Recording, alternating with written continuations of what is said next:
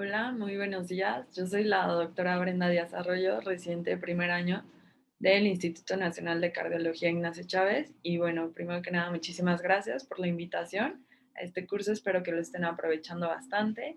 Y pues bueno, el día de hoy vamos a seguir su curso con el tema de arritmias ventriculares.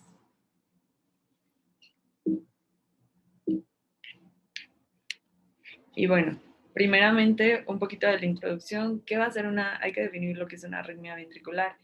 Y bueno, hay que tener en cuenta un poquito de epidemiología que van a ser una causa más importante de morbilidad y la más común de muerte cardíaca súbita, presentada en el 70 a 85% de los casos, que se presenta como una arritmia ventricular sostenida. Esto es predominante en pacientes que ya tienen una cardiopatía estructural, como una miocardiopatía isquémica o ya miocardiopatías dilatadas. Y bueno, también existen formas benignas de las taquicardias ventriculares y pueden ocurrir entre individuos que no tienen alguna evidencia de enfermedades cardíacas. Como parte también de la definición, pues bueno, van a ser una causa principal, pero es importante saber que no es la única de taquicardias de complejo de QRS ancho. Estas despolarizaciones ectópicas pueden surgir con frecuencia en las estructuras de lo que son los ventrículos o algunas estructuras contiguas, como el tracto de salida del ventrículo derecho, en las válvulas, cualquiera de estas, ¿no? Y como los muestra aquí este esquema, podemos ver que dependiendo dónde sea la despolarización ectópica, nos puede dar cierta morfología. Por ejemplo, aquí podemos ver una morfología del tracto de salida del ventrículo derecho, que es uno de los lugares más comunes donde podemos encontrar la despolarización ectópica de una taquicardia ventricular. Bueno, las taquicardias ventriculares se produce a partir de un complejo ventricular prematuro. Quiero que este término lo mantengan mucho durante la plática. Antes se usaba extrasístoles ventriculares, algunas veces todavía se usa, pero está más en boga utilizar este término, es como más correcto, por así decirlo. Entonces aquí vamos a ver lo que son los complejos ventriculares prematuros, que es como se inicia una taquicardia ventricular, y en la mayoría de entornos electrofisiológicamente inestables ya vamos a hablar de lo que es la fibrilación ventricular, que nos puede llevar a un paro cardíaco. Pueden existir varios mecanismos desencadenantes que puede deberse a una automaticidad o también puede ser sustrato de una remodelación estructural, o sea que haya ya algún tipo de cicatriz creada por algún infarto de miocardio previo, alguna reparación quirúrgica, fibrosis, miocardiopatía o una misma hipertrofia. También pueden existir estas arritmias cuando hay cambios en el canal iónico y el transportador y o función de su expresión de este canal. Eh, También, obviamente, pues causas metabólicas, como lo puede ser una acidosis o desequilibrios hidroelectrolíticos. Entonces hay que tomar mucho en cuenta cuál puede ser el desencadenante. Y bueno, vamos a empezar por el primer término, complejo ventricular prematuro. Bueno, estos van a ser muy comunes en personas sanas de todas las edades, también en cualquier persona con cualquier tipo de enfermedad cardíaca, y esto nos refleja una mayor automaticidad de los marcapasos ventriculares que están inactivos. Pueden ser provocados ya sea por una estimulación adrenérgica, alguna anomalía, ciertos tipos de toxicidad a fármacos. Estimulaciones adrenérgicas puede ser el estrés, alguna cirugía, que puede ser desencadenante. También fármacos simpático-miméticos, la dioxina también es un fármaco que nos puede causar este tipo de complejos ventriculares prematuros. Y pues bueno, ya lo habíamos mencionado, pero recordando que una de las ubicaciones más comunes del origen de estos complejos ventriculares prematuros es el tracto de salida del ventrículo derecho. Y bueno, aquí en este diagrama podemos observar, este es un complejo ventricular prematuro. Ustedes seguramente lo vieron y dijeron extrasístole ventricular. Y pues bueno, les digo, el término más correctamente dicho es complejo ventricular prematuro. Y bueno, ¿cuáles van a ser las características de estos complejos? lo prematuro quiere decir que van a ocurrir antes de que empiece otro latido sinusal normal. Entonces, por eso son prematuros. El complejo debe ser aberrante. Su forma, el QRST, aberrante. Y normalmente va a medir más de 0.12 segundos o 120 milisegundos. Y también nos habla de que la onda T y el complejo QRS van a ser discordantes. Estas son como características típicas que podemos encontrar en un complejo ventricular prematuro. Entonces, recordarlas siempre cuando veamos estos. Y bueno, la frecuencia con la que vamos a hablar de esto se va a referir por el número que se ve en un minuto o en cualquier unidad de tiempo, y pueden existir en varias presentaciones, ya sea que las veamos dos en una fila, los vamos a hablar que se habla de un par o una dupleta, o tres o más seguidos, que ya por definición va a ser taquicardia ventricular, que bueno, más adelante vamos a hablar específicamente de estas. Y bueno, también podemos encontrar complejos ventriculares aislados que van a ocurrir tanto en frecuencia de cada latido normal y va a ir seguido de un complejo ventricular prematuro. Y bueno, aquí hablábamos de la frecuencia con la que se pueden presentar. Y pues bueno, aquí vemos que tenemos dos complejos ventriculares prematuros. Se viene la presentación en una dupleta. Y bueno, aquí nos habla de que vemos un fenómeno el fenómeno de R sobre T, que más adelante vamos a hablar, pero nada más para que recuerden, vean cómo se está presentando este complejo ventricular prematuro, en qué fase de la despolarización, para que lo tengan mucho en cuenta. Y bueno, en esta segunda podemos ver que hay una, bueno, esto nos habla de una taquicardia ventricular no sostenida. No sostenida significa que no dura más de 30 segundos. Y bueno, aquí también vemos la dupleta.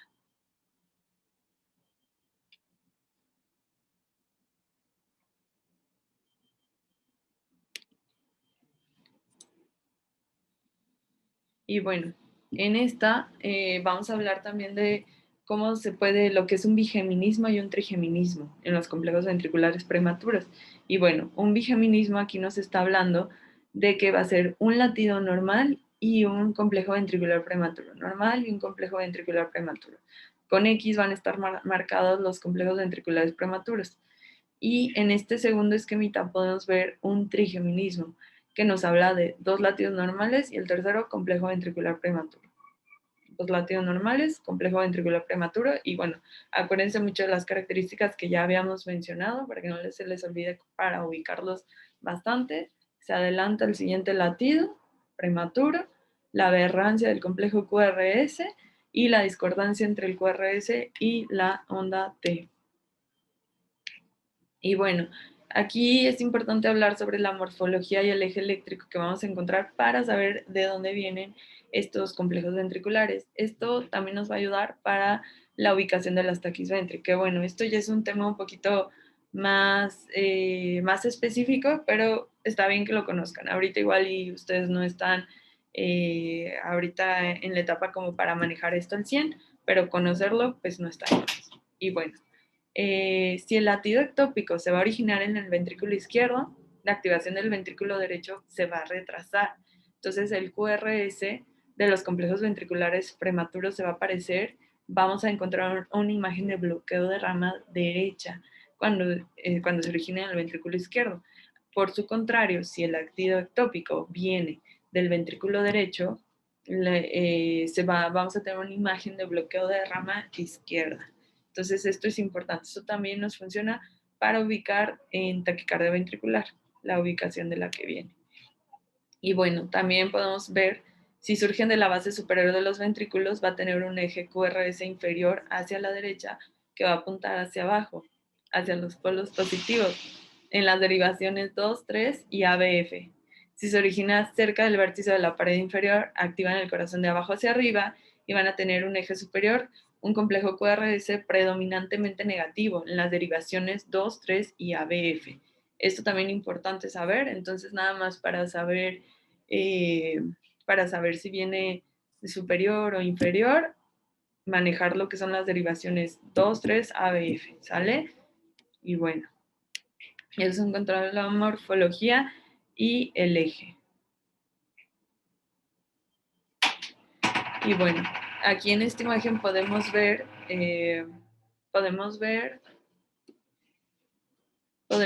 en un infarto agudo del miocardio cómo se observa, podemos encontrar los complejos ventriculares prematuros. Y bueno, aquí tenemos morfología polimórfico, no tiene la misma morfología, ven, aquí encontramos uno, complejos anchos y la aberrancia, la discordancia entre la onda Q y, la onda T y el QRS. Y pues bueno, aquí lo que estábamos hablando de las dupletas. Vean aquí cómo se presenta. 2, 2. ¿Sale? Esto es en un infarto, que como ya lo habíamos dicho, puede ser alguna causa estructural. Y bueno, también conocer lo que nos habla sobre el intervalo de acoplamiento que se puede presentar en los complejos ventriculares prematuros. ¿Y esto qué quiere decir? Únicamente saber que va a ser la duración entre el complejo y el QRS del latido normal anterior. Esto va a ser nuestro intervalo de acoplamiento.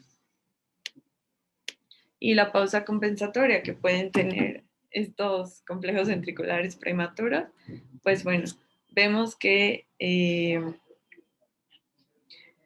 vamos a ver que un complejo ventricular prematuro va a ir seguido de una pausa antes del siguiente latido sinusal. Aquí vemos el latido sinusal. Esta es la pausa que está generando el complejo ventricular prematuro. Y bueno, ¿cuáles son las bases de estas pausas? Van a ser que el impulso del nodo sinusal no se ve afectado. Entonces, que vemos aquí de hecho nos mide de P a P, son 21 cuadritos, por así decirlo.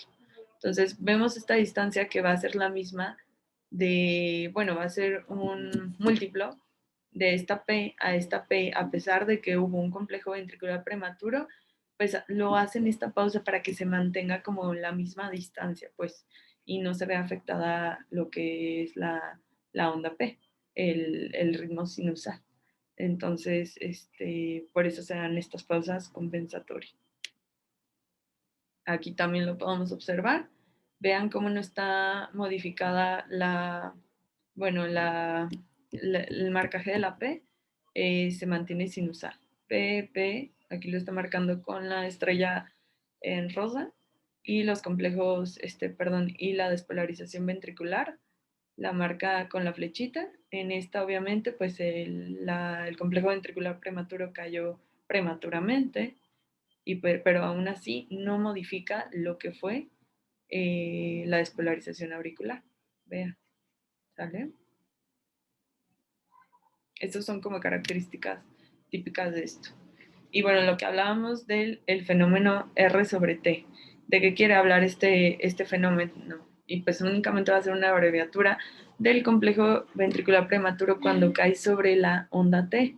Y esto va a ser para cronometrar que sea cerca del pico del valle de la T, ya sea en el lado más positivo o negativo de lo que es el latido normal anterior. ¿Y qué es importante saber de este fenómeno que ocurre? Y bueno, este fenómeno pues es importante porque se puede traducir a lo que sea mayor riesgo a una fibrilación ventricular. Por eso la importancia de que se lo ubicamos en el monitor de nuestro paciente o en algún electrocardiograma, pues que se nos prenda el foco, ¿no? Porque este tipo de fenómenos conducen a que tengan mayor riesgo de una arritmia maligna. Y bueno, como segunda parte vamos a hablar de las taquicardias ventriculares.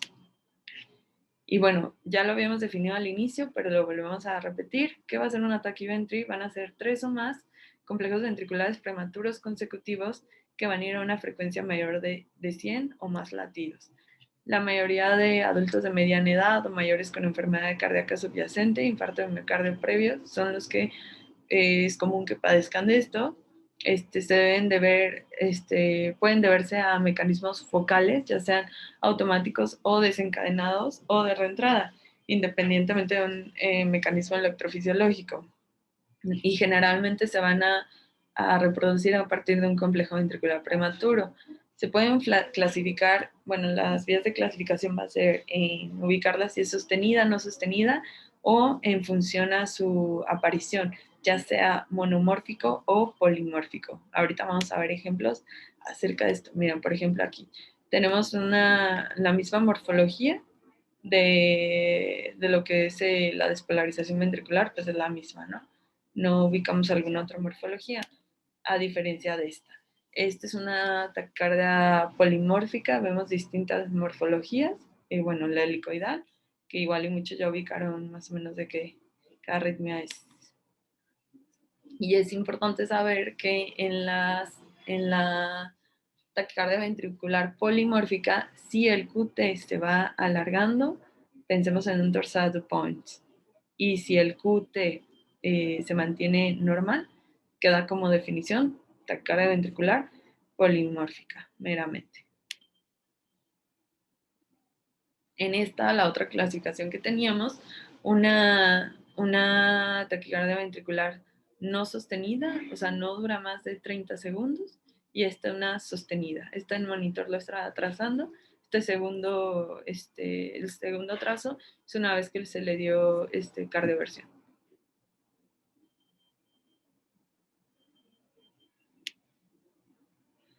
Y bueno, algunos tips de cómo ubicar una taquicardia ventricular es la siguiente. La disociación atrioventricular, estos son como puntos súper importantes para ubicar una taquicardia ventricular. Disociación auriculoventricular, vamos a encontrar latidos de fusión o de captura, que ahorita los vamos a ver. El QR es ancho, y la morfología de un bloqueo de rama derecha o de rama izquierda, el eje esté desviado, la concordancia. Y bueno, todos estos puntos son importantes porque vienen unos algoritmos que más adelante vamos a hablar un poquito para que los conozcan y ubiquemos, sepamos diferenciar entre una taquiventri y una taquisupra. Y bueno, otro de los puntos importantes, la ausencia de un complejo RS en las derivaciones precordiales. Pero bueno, estos son como puntos importantes para ubicar, para identificar una taquicardia ventricular. Y bueno, estos son los latidos de captura. Estos. ¿Qué van a ser un latido de captura? Es un latido adelantado, y la morfología se va a parecer a la de, bueno, va a ser indeterminada. En cambio, un latido de fusión van a ser latidos que aparecen, que están entre la taquicardia ventricular desencadenada, y la morfología va a ser muy parecida al ritmo sinusal. Entonces, estos son latidos que podemos ubicar dentro cuando estamos ante una taquicardia ventricular. Si los tenemos, hay que pensar meramente que se trata de un ataque ventricular, no en una supra.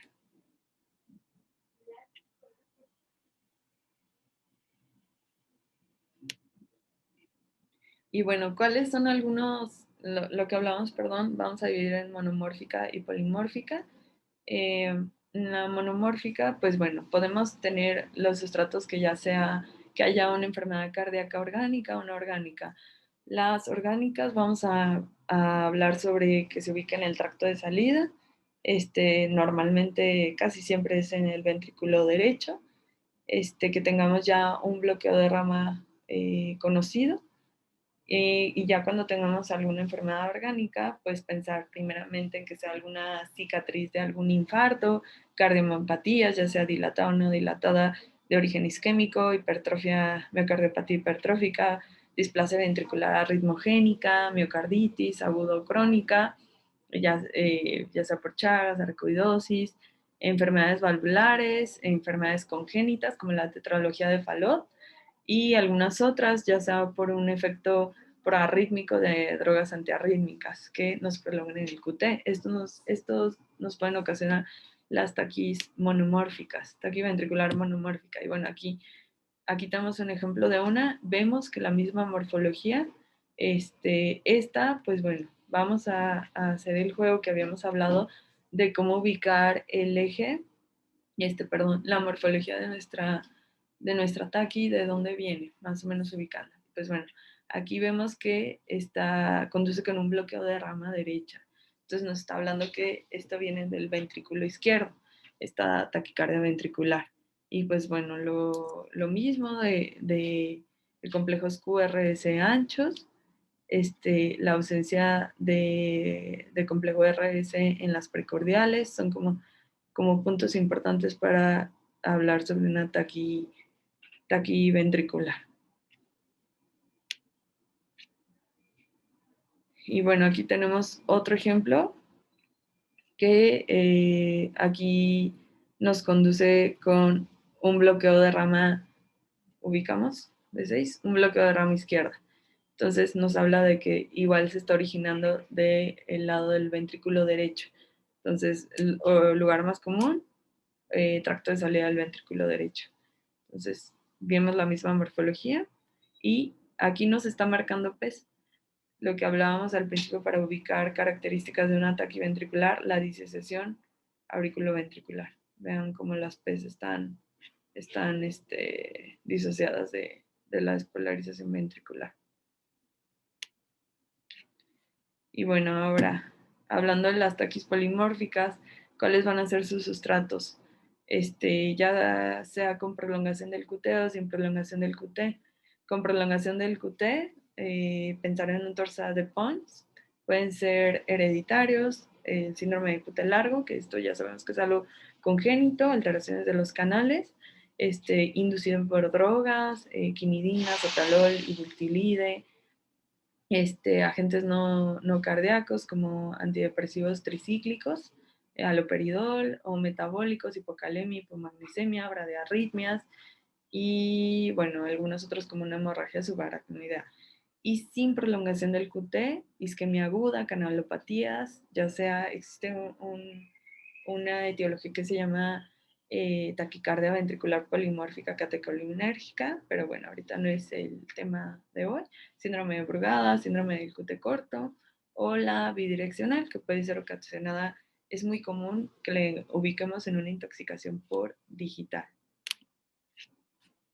Y bueno, aquí cuál va a ser como las características importantes, vamos a encontrar un patrón del QRS con muy variable, pues.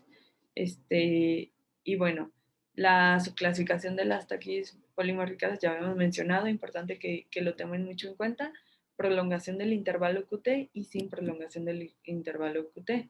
Y pues bueno, la más común en la prolongación del intervalo QT es torsade de Pons. Y bueno, este es un ejemplo en una cardiopatía isquémica aguda, bueno, un síndrome coronario agudo. Vemos la ausencia de la prolongación del intervalo QT y cómo se presenta la taquicardia polimórfica. ¿Sale? Vemos, aquí no hubo prolongación del intervalo QT. Y bueno, también esto se puede presentar en alguna prueba de esfuerzo inducidas por el ejercicio. En este otro ejemplo, pues vemos una torsade de Pons y vemos aquí que sí hay prolongación del intervalo QT y se presenta la taquicardia ventricular polimórfica. Vemos la diferente morfología que tiene ambas.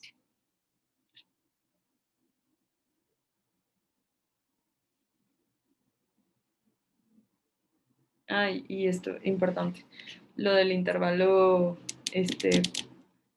lo del fenómeno RNT, que nos puede desencadenar algo más peligroso, que puede ser una fibrilación ventricular. Entonces, aguas con que nuestro paciente caiga, cuando ubiquemos que empiezan a caer el fenómeno de R sobre T, hay que tener cuidado porque se puede desencadenar una fibrilación ventricular.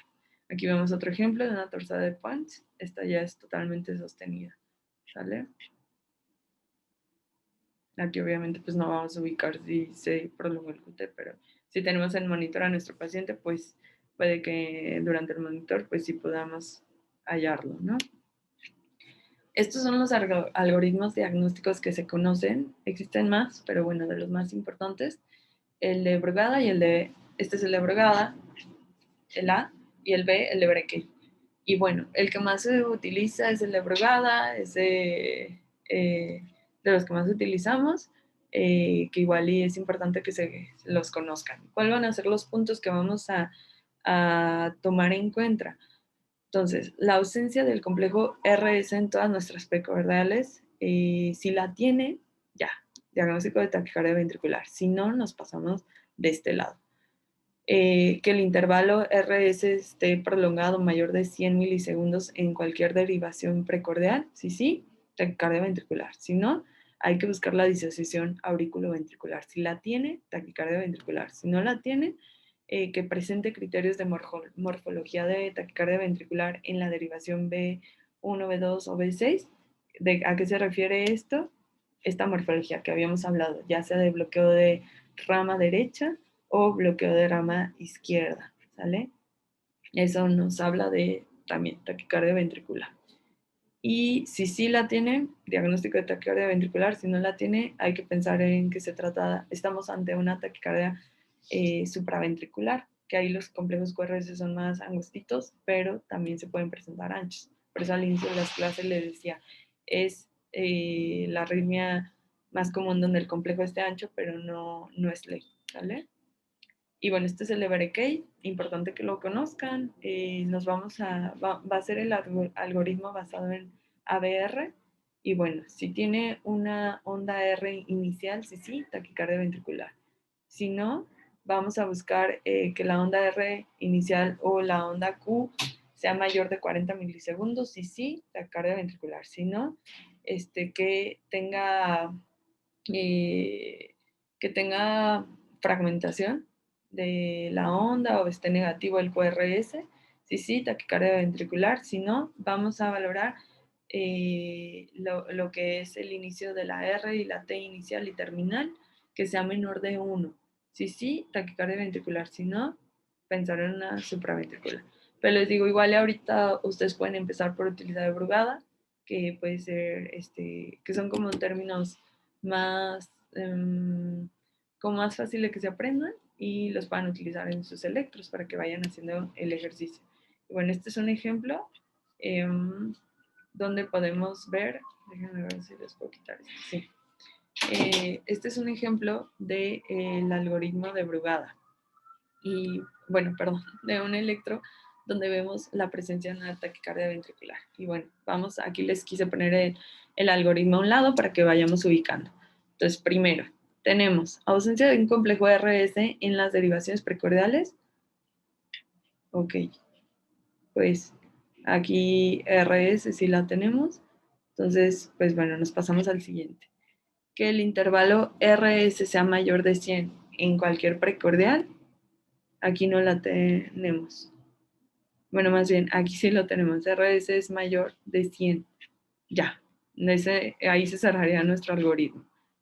En caso de que no lo encontráramos, nos pasaríamos al tercero, ¿no? Disociación auriculoventricular. Aquí la flechita nos está ayudando a marcar las ondas P. Acuérdense que siempre en un ataque se mantiene regular el ritmo auricular. Entonces vemos aquí cómo está disociado de la despolarización ventricular. Entonces ya por esto diríamos sí, tiene el diagnóstico. Y que tengamos una morfología de bloqueo de rama derecha o izquierda, sugestivo de una taquicardia ventricular. Y pues bueno, aquí evidentemente tenemos bloqueo de rama derecha, ¿no? Entonces pues ya, fin del algoritmo. Se trata de una taquicardia ventricular que viene del ventrículo izquierdo. Aquí otro ejemplo. Entonces, ausencia de onda RS en nuestras precordiales, sí. Entonces, fin del algoritmo. Pero bueno, vamos a hacer el ejercicio.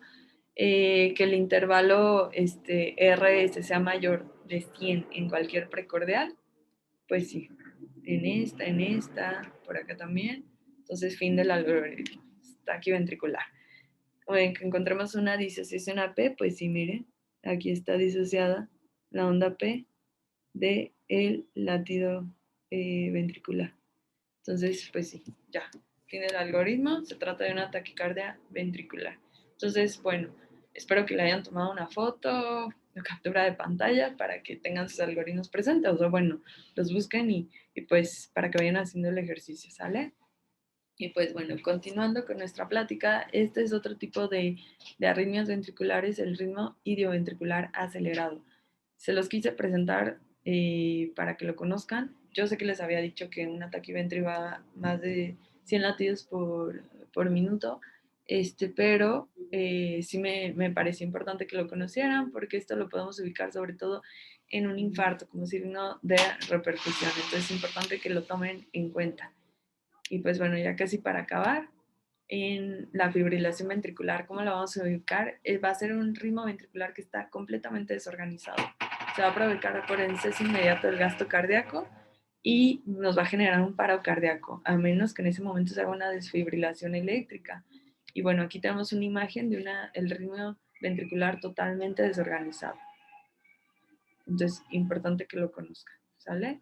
Y bueno, aquí ya es totalmente taquicardia ventricular, con fibrilación ventricular, y bueno, esto ya nos cae el paciente rápidamente a paro cardíaco. Entonces, importante que conozcamos estos ritmos, arritmias malignas, y pues bueno, nada más. No sé si tengan alguna duda o algo, pues atenta a sus opiniones.